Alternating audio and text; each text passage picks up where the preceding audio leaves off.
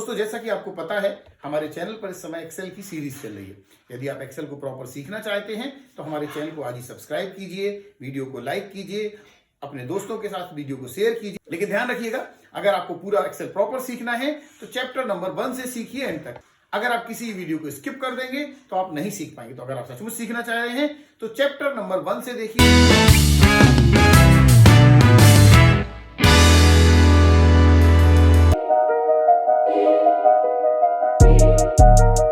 सीखने वाले हैं, अगले स्टेप में हम सीखने वाले, ये चार्ट हम ले चुके हैं।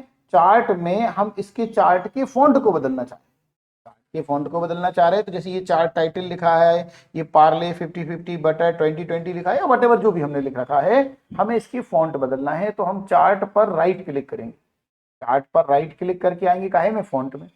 चार्ट पर राइट क्लिक किया, फॉन्ट में आ गए और यहां से कोई भी फॉन्ट आपको जो ठीक लग रहा है वो ले लीजिए। इवन आप हिंदी का फॉन्ट भी ले सकते हैं। हमने ये बैलेंस चेन ले लिया, फॉन्ट ले लिया, हम इसको बड़ा कर दें।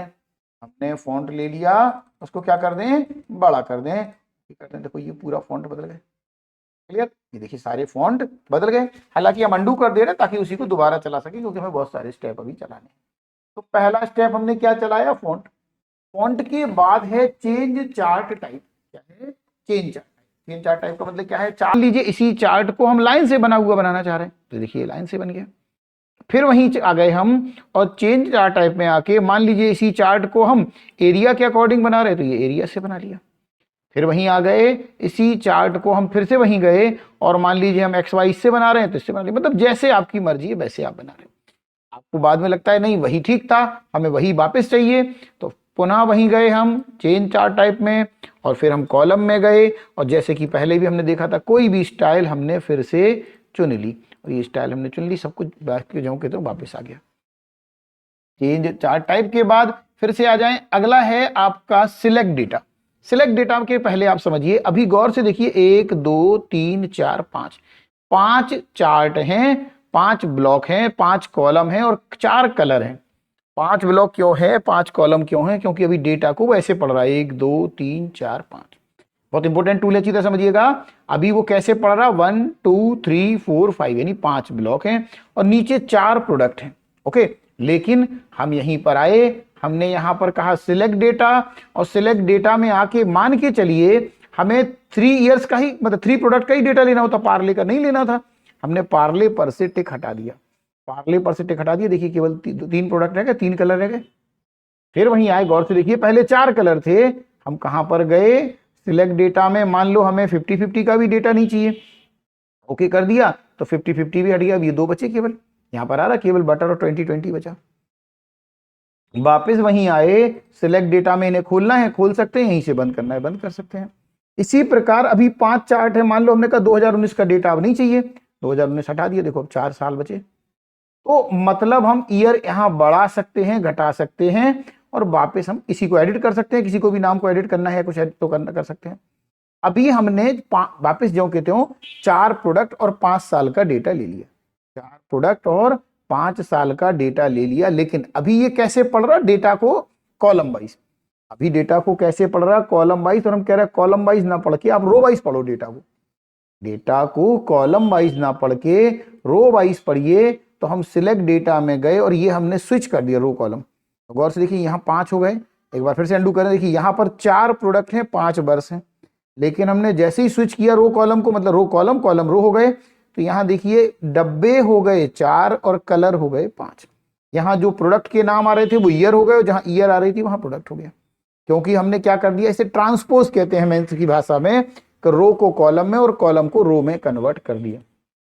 रो को कन्वर्ट में कॉलम में, कॉलम को रो को कन्वर्ट कर दिया, इसे कहते हैं ट्रांसपोज। वापस वहीं गए हम, सिलेक्ट डेटा में एक बार फिर से ट्रांसपोज कर दिया, वापस जो कितने हो गया। इसके बाद फिर वहीं आगे बढ़े हम। इसके बाद सिलेक्ट डेटा के बाद है आपके पास 3D रोटेशन। मूव चार्ट अभी छोड़ दिया, बाद में समझते हैं। 3D रोटेशन, 3D रोटेशन में इस पूरे चार्ट को हम रोटेट करना चाह रहे 3D के अनुसार, यानी एक्स पर अभी ये 20 डिग्री है। गौर से देखिए, हमने डिग्री बढ़ाई, देखिए ये घूमता जा रहा, घूमता जा रहा, घूमता। अब गौर कीजिए, ये चार्ट इस तरफ को टर्न हो रहा है। ऐसा हो रहा, ये यहां को टर्न हो रहा है, क्लियर है, ये यहां को टर्न हो रहा है। इसको आप देख पा रहे हैं। तो हम यहाँ जितना बढ़ाते जा रहे हैं, देखो ये टर्न होता जा रहा होता जा रहा होता दिख रहा है आपको, ये देखिए बॉल घूमती जा रही।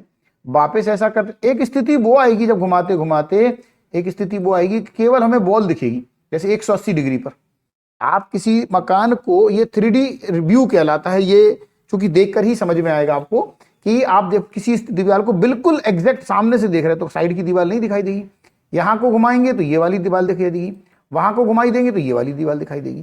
समझ पा रहे हैं मेरी बात?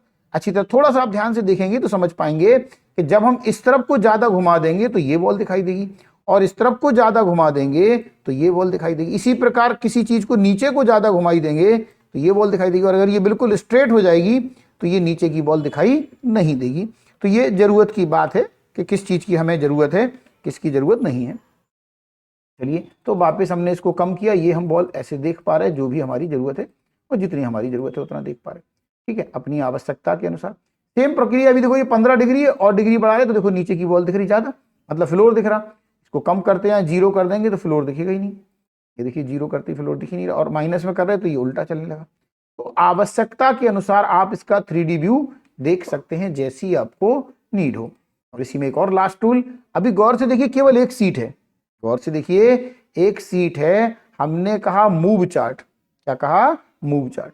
मूव चार्ट कहा तो वो कह रहे नई सीट पे लेना है या इसी सीट पे? हमने कहा नई सीट में। कहां पर लेना है? नई सीट में। तो ये चार्ट उठ के हमारा एक नई सीट में, चार्ट 1 नाम में आ गया। देखो सीट 1 में हमारा सिर्फ डेटा है और चार्ट 1 में चार्ट है, मतलब हमने चार्ट को उसी ब्लॉक में ना बना के, उसी सीट में ना बना के, नए उस पर ले लिया। वापस वहीं भेजना है, सेम प्रोसेस, मूव चार्ट पे आए और कहाँ भेज रहे हैं? वही सीट 1 में, तो वापस ये सीट 1 में आ गया।